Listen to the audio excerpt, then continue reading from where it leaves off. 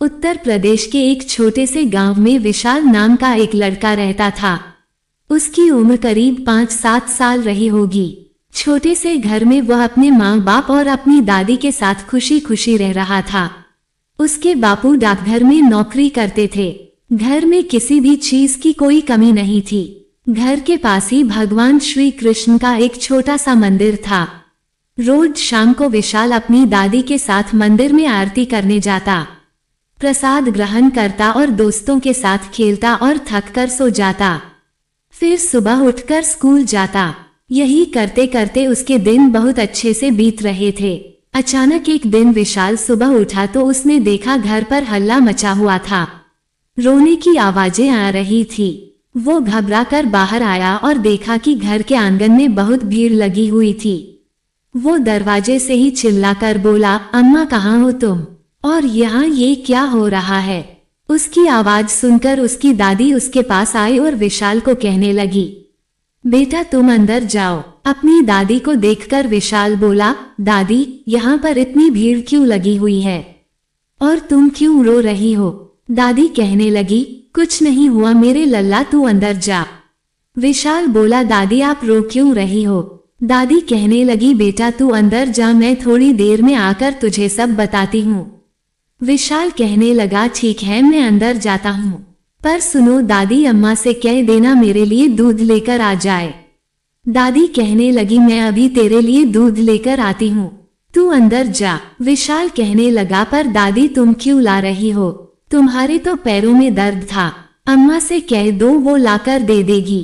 दादी यह सुनकर रोने लगी। विशाल फिर बोला, क्यों रो रही हो दादी? कुछ तो बोलो। दादी की आंखों से आंसू बहने लगे। उसने रोते रोते विशाल को अपनी बाहों में भर लिया और रोती रोती बोली, विशाल चली गई रे तेरी अम्मा। विशाल कहने लगा, सुबह सुबह बिना बताए अम्मा कहाँ चली गई? दादी की आंखों से आंसू बहने लगे थे। उन्होंने रोते रोते कहा, तेरी अम्मा बिना बताए चली गई रे। विशाल कहने लगा, तो इसमें रोने की क्या बात है दादी, अभी आ जाएगी, पानी भरने गई होगी। दादी कहने लगी, नहीं लल्ला हमेशा के लिए चली गई, हमेशा हमेशा के लिए। विशाल कहने लगा, अरे दादी ऐसे कैसे चली जाएगी? रात में तो मुझे बोली थी आज बाजार से चीज दिलवाएगी, अभी वापस आ जाएगी, तुम चिंता ना करो दादी। दादी कहने लगी, नहीं आएगी, अब कभी वापस नहीं आएगी। आंसुओं को रोकने की नाकाम कोशिश करते हुए दादी विशाल को बोल रही थी। विशाल बोला, दादी ऐसी कौन सी जगह चली गई जहां से वापस नहीं आएगी? मैं जाऊंगा वहां, आप नाम तो बताओ। दादी कहने लगी, बेटा भगवान के पास चली गई, अब कभी नहीं आएगी वापस। विशाल रोते रोते चिल्ला कर बोला, नहीं मेरी अम्मा कहीं नहीं गई, मैं बुलाऊंगा तो एक बार में आ जाएगी, देख लेना अब। और विशाल दौड़ता हुआ आंखों में आंसू लिए अम्मा अम्मा चिल्लाता हुआ औरतों की भीड़ को चीरता हुआ आंगन में आया। अपनी अम्मा को जमीन पर आंखें बंद करके लेटा हुआ देखकर उसका दिल घबरा गया और मन ही मन उसे भी अंदेशा हुआ कि कुछ बुरा हुआ है। विशाल कहने लगा, अम्मा कुछ तो बोल, तू कितना सोएगी? जो भी औरतें वहां पर इकट्ठा थी सभी उसे मिलकर संभालने की कोशिश कर रही थी, पर वो चुप होने का नाम नहीं ले रहा था। उसके पिता आंखों में आंसू लिए आंगन की ओर आए। उनको देखकर विशाल दौड़कर उनके पास आया और गले लगकर रोते हुए बोला, दे बापू, अम्मा को क्या हो गया? कुछ भी करके उसे उठा दो। बापू मैं वादा करता हूँ मैं रुपए नहीं मांगूंगा, बस बापू मेरी अम्मा को उठा दो। विशाल के पिता अपनी आंखों के आंसू चाहकर भी नहीं रोक पा रहे थे। अचानक रात में हुए अपनी पत्नी के देहांत के सदमे से वो उभर भी नहीं पा रहे थे और अपने बेटे को ऐसे देखकर उनको और भी ज्यादा रोना आ रहा था। जब पिता ने आंसुओं के सिवा कोई जवाब नहीं दिया तो विशाल अपने पिता को छोड़कर वापस अपनी माँ के पास गया और रोते रोते कहने लगा, अम्मा अब से मैं तुमको कभी परेशान नहीं करूंगा और ना ही जिद करूंगा, तू बस एक बार उठ जा। ये कहते कहते विशाल जोर जोर से रोने लगा। थोड़ी देर में ही विशाल की अम्मा को उठाकर शमशान की ओर ले जाने लगे, जहां जाने के बाद उसकी अम्मा और उसका शरीर कभी नहीं लौटने वाला था।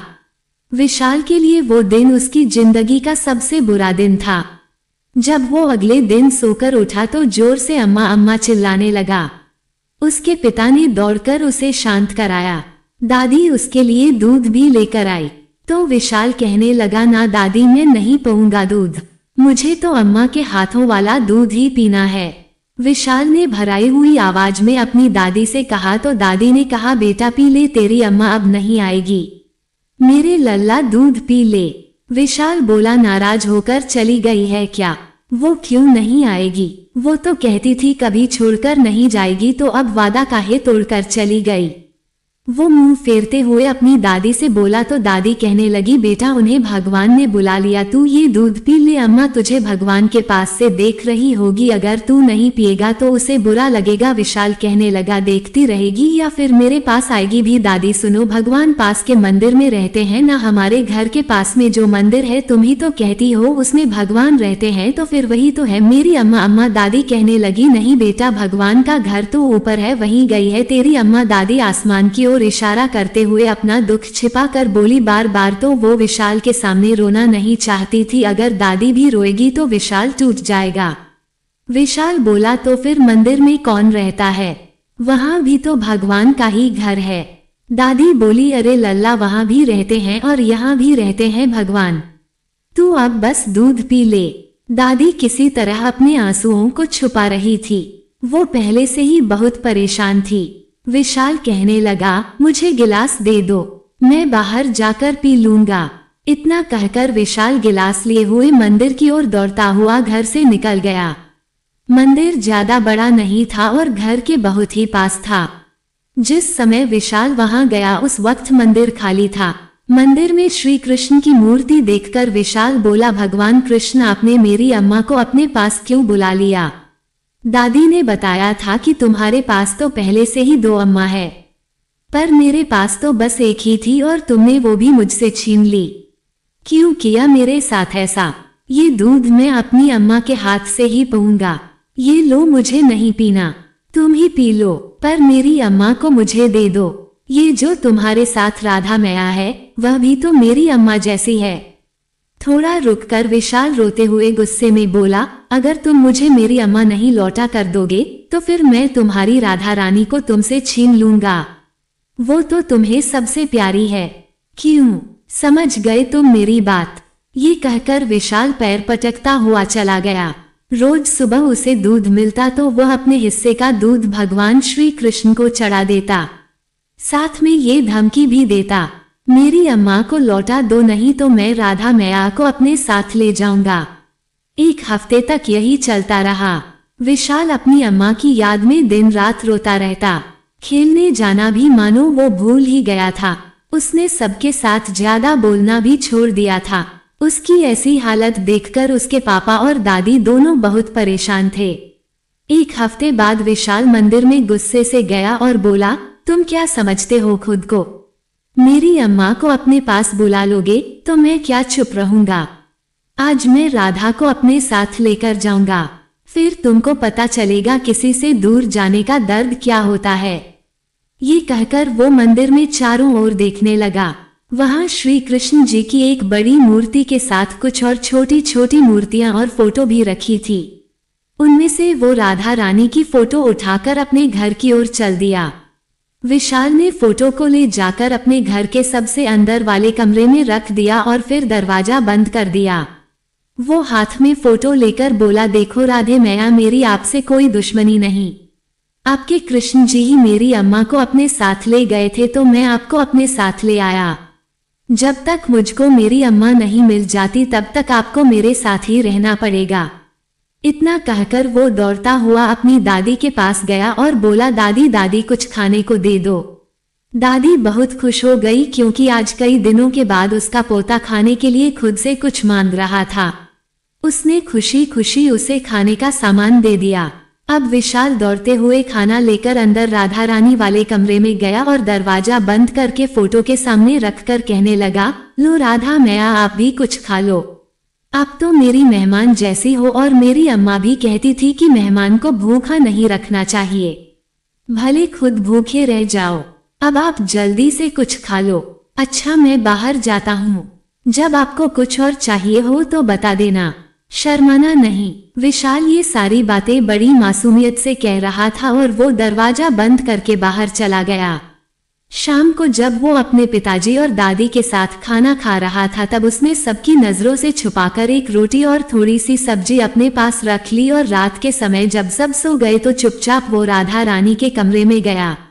वहां पहुंचकर उसने देखा कि सुबह का खाना तो वैसे का वैसा ही रखा हुआ था। ऐसा देखकर वो गुस्से में कहने लगा, राधा मैया आपने कुछ खाया क्यों नहीं? देखो मैं आपके लिए दूसरा खाना भी लेकर आ गया था। मुझे तो लगा था कि आपने मेरा दिया हुआ खाना खा लिया होगा। माना आपको अपने घर की याद आ रही होगी तो भूखी क्यों रहती हो? कुछ तो खा लो। अच्छा ठीक है, आप मुझे माफ कर दो। मैं आपको अपने साथ बिना पूछे यहाँ पर ले आया था। मैंने आपसे पूछा भी नहीं था। अब आप ही बताओ मैं अपनी अम्मा के बिना कैसे रहूंगा? पहले तो मैं आपको गुस्से में लाया था, पर आपको देखकर ऐसा लगता है जैसे मेरी अम्मा मेरे सामने बैठी हो। देखो अगर आपकी जगह मेरी अम्मा होती तो मैं उसे भी भूखा नहीं रहने देता। खा लो खाना, अब भूखी ना रहो। आप जब तक नहीं खाओगी मैं यहीं बैठा रहूंगा आपके पास। उसके बाद विशाल फोटो के सामने राधा मैया खा लो, राधा मैया खा लो कहते कहते सो गया। अगले दिन जब वो उठा तो उसे दादी की आवाज सुनाई दे रही थी। वो विशाल विशाल पुकार रही थी। विशाल ने एक नजर राधा रानी की ओर देखा और फिर वहीं पड़े खाने की ओर देखकर बाहर आ गया। बाहर आते ही उसकी दादी और पिताजी ने पूछा कि वो रात भर कहाँ था। उसने कह दिया उसे अम्मा की याद आ रही थी, इसलिए अंदर वाले कमरे में सो गया। घर वालों ने इस बहाने को सच मान लिया। फिर सब अपने अपने काम पर लग गए। जब उसके पिताजी ड्यूटी चले गए और दादी आराम कर रही थी तब विशाल नहा धोकर उसी कमरे में गया। वहां जाकर राधा रानी के फोटो के सामने कहने लगा, आप भूखी क्यों हो? मुझे बताओ तो, कुछ खा लो। मुझे आपका यूं भूखा रहना अच्छा नहीं लगता। आप भूखी रहती हो तो लगता है मेरी अम्मा भी भूखी है। खा लो ना खाना। अच्छा सुनो, ये कल का भोजन है, इसे मैं बाहर गौ माता को दे आता हूँ और आपके लिए ताज़ा भोजन लेकर आता हूँ, तब खा लेना। बाहर जाकर विशाल ने देखा दादी सोई हुई थी। वो चुपचाप रसोई घर में गया। मेज पर 2 केले रखे थे, वहां से केले उठाकर ले आया और राधा रानी के सामने रखकर बोला, ये लो केले अभी यही मिले हैं, इन्हें खा लो। वो राधा रानी के खाने का इंतजार करता रहा। जब कुछ नहीं हुआ तो वो रोनी सी सूरत बनाकर दुखी मन से बोला, मैं जानता हूँ आप अपने घर अपने कृष्ण से दूर आकर दुखी हो, पर आप भूखी रहोगी तो बीमार हो जाओगी। कुछ तो खा लो राधा मैया, मेरी राधा अम्मा कुछ तो खा लो। देखो मेरे मुंह से आपके लिए अम्मा भी निकल गया, अब क्या आप अपने बेटे की भी नहीं सुनोगे? कुछ तो खा लो। इतना कहकर विशाल की आंखों से आंसू छलक आए। अचानक उसके मन में कुछ ख्याल आया। वो भागता हुआ मंदिर गया और हाथ जोड़े रोते हुए कहने लगा, हे भगवान कृष्ण, आपने मेरी अम्मा को मुझसे छीन लिया तो मैं राधा अम्मा को अपने साथ ले गया, लेकिन जब से उन्हें अपने साथ लाया हूँ उन्होंने कुछ भी नहीं खाया। शायद उन्हें अपने घर की और आपकी याद आ रही है। मेरी बैर मेरी दुश्मनी तो आपसे है, इसमें उनका क्या दोष? मुझसे उनका ये दुख अब देखा नहीं जाता।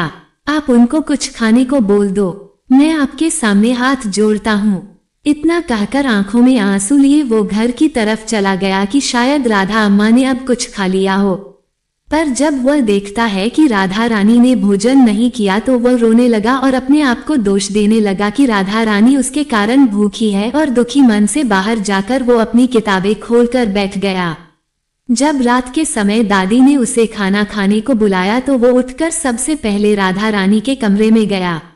वहां उसने देखा राधा रानी ने अभी तक खाना नहीं खाया था। तब ये देखकर मानो उसकी भूख ही मर गई। उसने अपनी दादी से खाना खाने के लिए मना कर दिया, पर उसके पिताजी और दादी की जिद के कारण उसने बुझे मन से एक रोटी खाए और आधी रात में जब सब सो गए तो वो चुपचाप राधा रानी वाले कमरे में गया। जब उसने देखा कि खाना वैसा ही पड़ा है तो वो रसोई से बचा हुआ खाना चुपचाप से ले आया और कहने लगा, अगर आप यह बासी समझकर नहीं खाना चाहती हो तो मत खाओ, यह नया वाला खा लो। अभी कुछ समय पहले ही दादी ने बनाया है। आपको इस तरह भूखा देखकर मेरी भूख भी मर गई है। आपकी यह हालत मुझसे देखी नहीं जाती। शायद आपकी इस हालत का मैं ही कहीं ना कहीं जिम्मेदार हूँ। मेरी दुश्मनी भगवान कृष्ण से थी, ना कि आपसे। मैं आपको ले आया राधा अम्मा, कल ही मैं आपको वापस रखाऊंगा और रह लूंगा फिर से बिना अम्मा के। ये कहकर विशाल रोने लगा और बचा हुआ खाना उनके सामने रखकर, राधा अम्मा खा लो कहते कहते उसकी आंखों से आंसुओं की धारा बहने लगी और फिर कुछ देर बाद उसकी आंख लग गई। सुबह जब उसकी नींद खुली तो सबसे पहले उठकर उसने राधा रानी को देखा। कल वाला खाना उन्होंने खाया ही नहीं। ये देखकर उसका मन उदास हो गया। वो दुखी मन से बाहर की ओर गया। उसने देखा दादी रसोई में थी और पिताजी बाहर पानी लाने गए थे। वो दोबारा राधा रानी वाले कमरे में चुपचाप आ गया और राधा रानी की तरफ देखकर कहने लगा, मैं तुम्हें तुम्हारे कृष्ण जी के पास वापस छोड़कर आता हूँ, फिर तुम कुछ खा लेना। अपनी अम्मा को भूखा देखकर मुझसे रहा नहीं जाता। भले ही आप मुझसे दूर रहो पर खुश रहो। मेरी एक अम्मा तो पहले ही मुझे छोड़कर चली गई थी, अब दूजी मिली थी। भले ही बैर के कारण मिली हो पर वो भी चली जाएगी। कोई बात नहीं, रह लूंगा मैं बिना अम्मा के। शायद मैं ही बुरा हूँ, तभी तो मेरी दोनों अम्मा मुझे छोड़कर चली गई। कहते कहते उसका गला भर आया। वो आंखें बंद कर फोटो उठाने ही जा रहा था। अचानक उसे महसूस हुआ कि एक सुंदर स्त्री लाल साड़ी पहने फोटो को पकड़े हुई थी। उस स्त्री की आंखें इतनी सुंदर थी मानो कोई प्रेम का सरोवर हो, जिसे देखते ही कोई भी उनमें डूब जाए, और सौंदर्य तो इतना मानो कोई स्वर्ण चमक रहा हो, चंद्रमा भी उसके सामने शर्मा जाए। उनकी आभा देखते ही बनती थी। वो कोई और नहीं, सबकी प्यारी माँ राधा रानी थी। उन्हें देखकर विशाल की आंखों से आंसू निकले जा रहे थे। वो बस एक जगह जमा हुआ उन्हें एकटक देके ही जा रहा था। राधा रानी मुस्कुराकर बोली, लल्ला अपनी अम्मा को कोई घर से निकालता है क्या? राधा रानी का रूप बहुत मनमोहन था और उनकी आवाज इतनी सुरीली और मधुर थी। ऐसा सुनकर विशाल जोर से एकदम उनके गले लग गया और बोला, अम्मा तुम मुझसे कभी दूर मत जाना, मुझे कभी छोड़कर मत जाना। ऐसा कहकर वो रोने लगा। राधा रानी कहने लगी, मैं तुझसे दूर कहाँ जा रही थी, तू ही तो मुझे छोड़ने जा रहा था।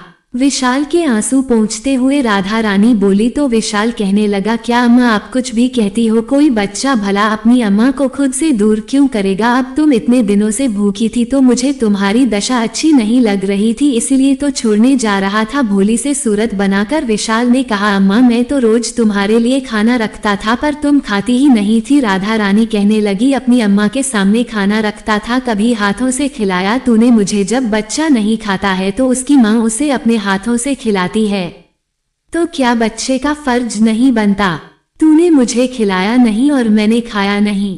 विशाल कहने लगा, अरे अम्मा ये क्या कह दिया, लो अभी खिला देता हूँ। ये कहकर उसने अपने हाथ में प्लेट ली और हृदय में प्रेम लिए राधा रानी को खाना खिलाने के लिए अपना हाथ आगे बढ़ाया।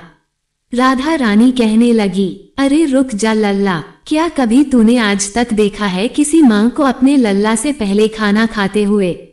ले पहले तू खा फिर मुझे खिलाना। फिर ऐसा ही हुआ। समस्त ब्रह्मांड की माँ अपने पुत्र को भोजन खिला रही थी।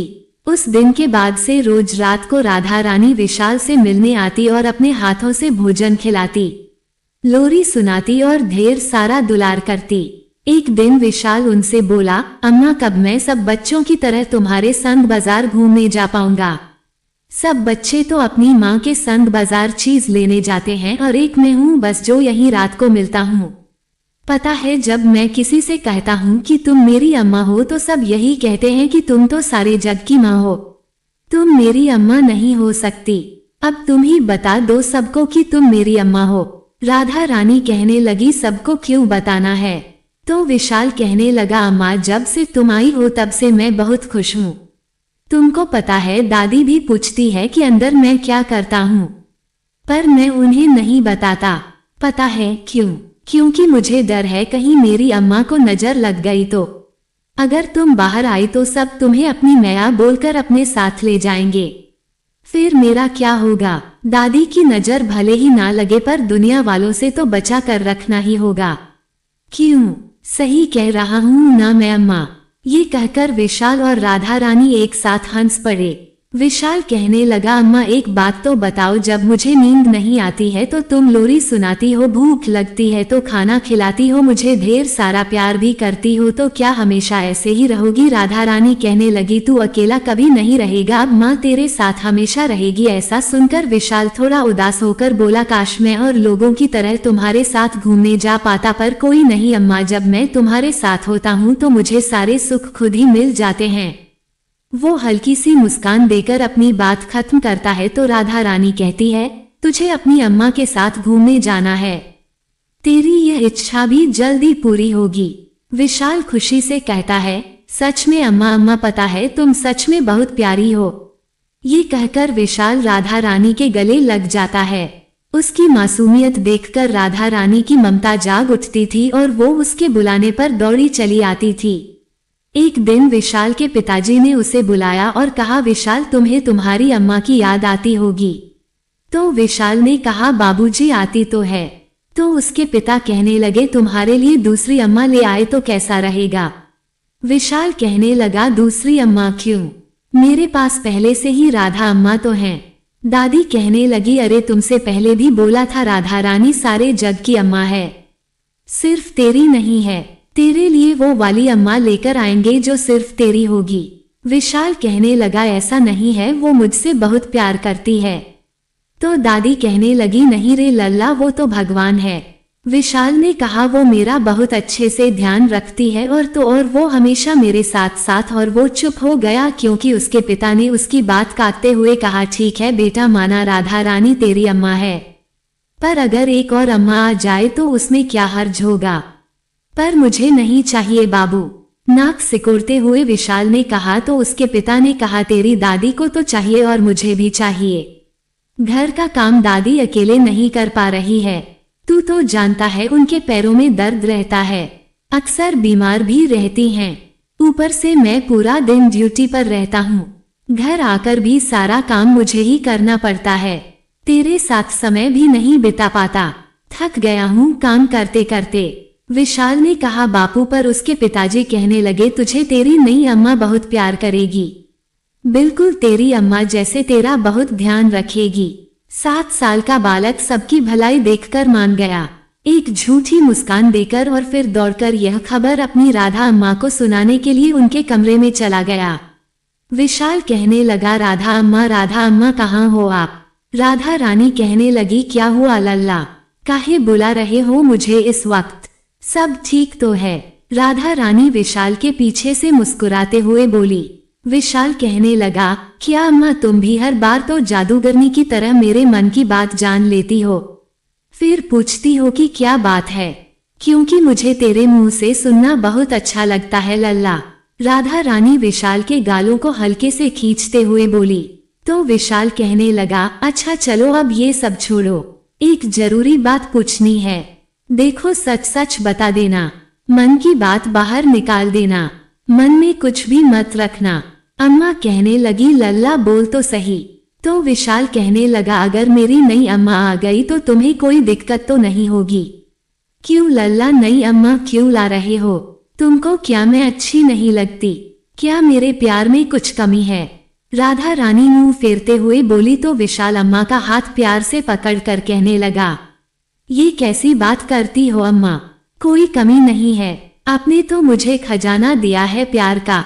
तो राधा रानी कहने लगी, तो फिर काहे को ला रहे हो नई अम्मा?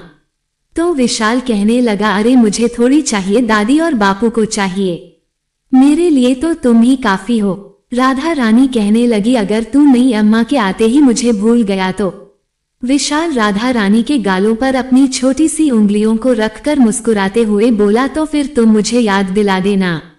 राधा रानी कहने लगी, लल्ला सच में नटखट हो गए हो तुम, पर अगर सच में भूल गए तो? इस बार राधा रानी ने गंभीर होकर कहा। तो विशाल कहने लगा, तो क्या तुम भी मुझे भूल जाओगी? और यह कहकर उसने मुंह बना लिया था। तो राधा रानी कहने लगी, मुझसे ऐसे प्रश्न क्यों पूछते हो लल्ला? तो विशाल कहने लगा, तो फिर आप भी मुझसे ऐसी बात ना किया करो। अच्छा चलो इसे छोड़ो, अब अपनी मीठी सी आवाज में एक प्यारा सा भजन सुना दो अम्मा। राधा रानी कहने लगी, ठीक है, मेरी गोद में आजा मेरे लल्ला, जिस माँ माँ की एक झलक पाने के लिए पूरा ब्रह्मांड तरसता है। उस माँ के आंचल में एक बालक बैठा हुआ था। सच में कितना भाग्यशाली होगा वो। 6 दिनों में शादी भी शांतिपूर्ण तरीके से संपन्न हो गई और विशाल की नई अम्मा घर में आ गई। वो बहुत ही सुंदर और प्यारी थी। वो एक अच्छी पत्नी, एक अच्छी बहू और एक अच्छी माँ के गुणों से संपन्न थी। विशाल को देखकर उसके अंदर अंदर ममता का भाव अपने आप जागृत हो जाता था। आखिर हो भी क्यों ना, विशाल से स्वयं राधा रानी ने रिश्ता जोड़ रखा था। उसे देखकर किसी के भी मन में प्यार कैसे नहीं उठता। उसकी नई अम्मा उसके लिए दूध बनाकर देती, उसके साथ समय निकालकर खेलती, कहानी सुनाती, स्कूल का काम कराती, बाजार से चीज दिलाकर लाती। कोई भी उन्हें देखकर नहीं कह सकता था कि विशाल उनका सगा बेटा नहीं है। विशाल की तो मानो सारी इच्छाएं पूरी हो गई थी, पर अब वो राधा रानी के साथ बहुत कम वक्त बिताता था। धीरे धीरे वो समय ना के बराबर हो गया। एक दिन वो राधा रानी के पास गया और बोला, आजकल तुम बहुत उदास दिखाई देती हो। सब ठीक तो है अम्मा, राधा रानी कहने लगी। जब लल्ला खुश है तो भला उसकी अम्मा कैसे दुखी हो सकती है। तो विशाल बोला, बोलो ना अम्मा क्या हुआ। तो राधा रानी कहने लगी, अरे लल्ला कहा तो कुछ भी नहीं हुआ है। अच्छा तू ये सब छोड़ और यह बता तेरी नई अम्मा कैसी है। तो इसे विशाल के नादानी समझ रहे थे। उसका दोस्त भी अपने घर परिवार के साथ जा चुका था और अब विशाल के परिवार ने भी घर जाने का मन बना लिया था। रात भर विशाल बेसुध सा पड़ा रहा। उसकी ऐसी हालत देखकर उसके परिवार वाले उसे फिर से राधा रानी के दर्शन के लिए ले गए। आज मंदिर में भीड़ कम थी इसलिए उन्हें जल्दी ही दर्शन हो गए। विशाल बस राधा रानी को देखकर रोए जा रहा था। विशाल की ऐसी हरकत को देखकर पंडित जी कहने लगे, ये लाडली जी से देखो कितना प्रेम करता है। आप सच में बहुत भाग्यशाली हैं। हर किसी को ऐसा अद्भुत प्रेम नसीब नहीं होता। विशाल की अम्मा कहने लगी, पंडित जी अब क्या बताएं। कल रात से ही यह बुखार में तप रहा था, बस राधे राधे बोलता जा रहा था। कोई दवाई भी काम नहीं आ रही थी, इसलिए हम घबराकर इसे यहाँ लेकर आए हैं।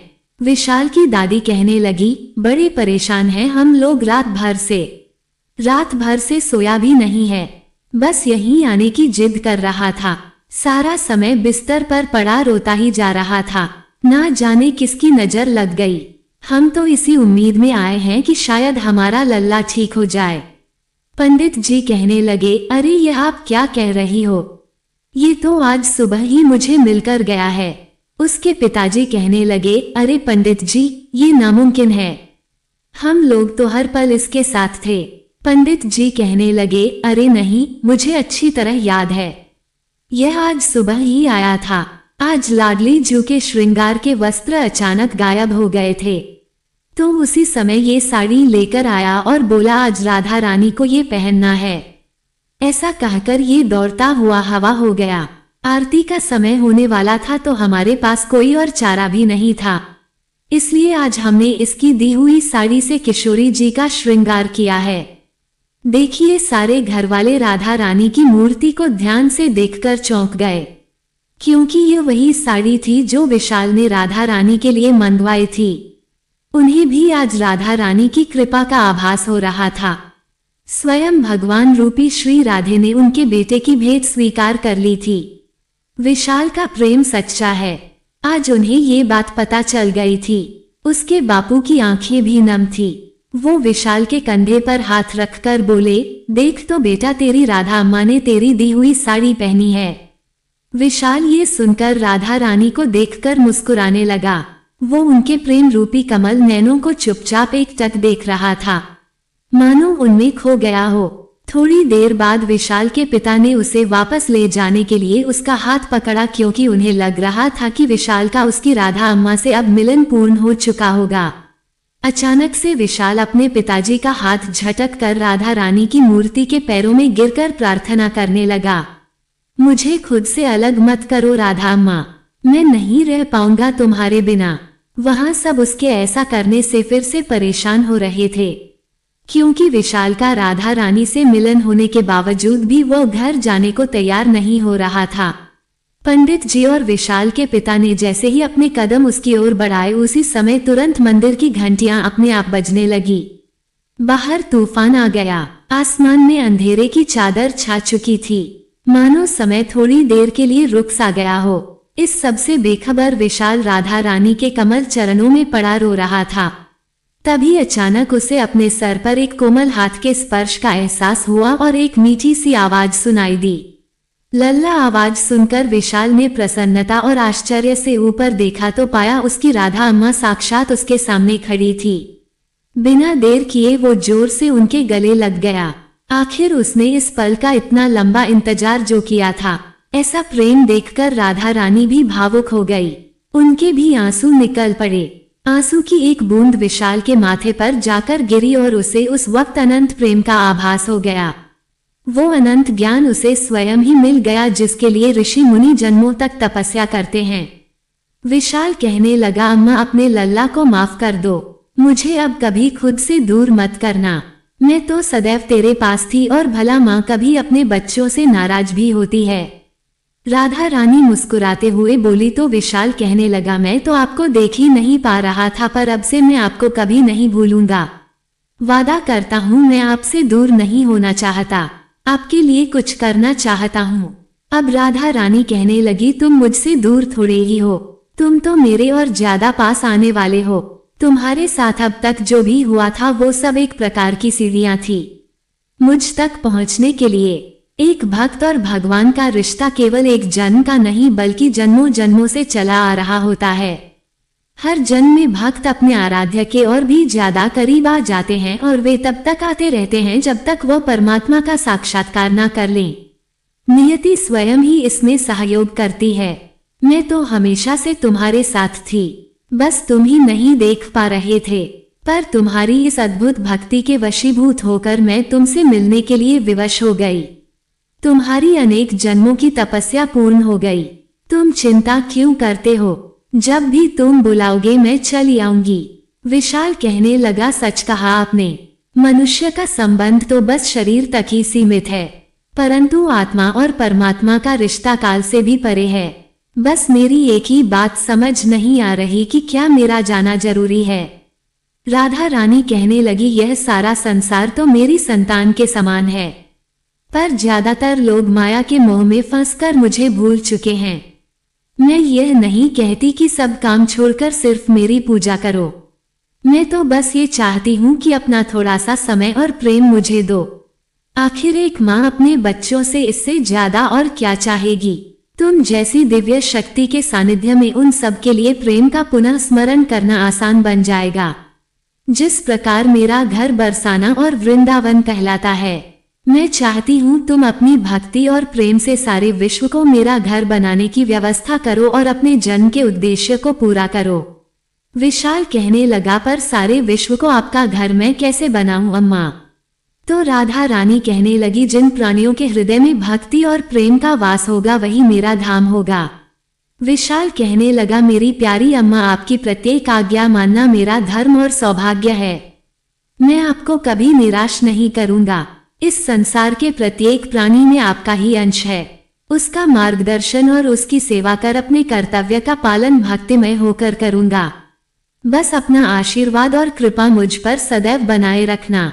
राधा रानी कहने लगी, मेरा प्रेम और आशीर्वाद तो सदैव से ही तुम्हारे साथ है और हमेशा रहेगा भी। तुम्हारा कल्याण हो। मेरे कंठ की दिव्य माला मैं तुम्हें उपहार स्वरूप देना चाहती हूँ। ये लो मेरे लल्ला। विशाल बोला, बस आपका साथ चाहिए, भला और किसी वस्तु की मुझे क्या आवश्यकता है। माँ के प्रेम को कभी मना नहीं करते। राधा रानी ने उस पर बनावटी गुस्सा करते हुए मुस्कुरा कर कहा। उसके बाद राधा रानी ने बड़े प्रेम से विशाल को माला पहनाई और माला पहनते ही तूफान अपने आप शांत हो गया।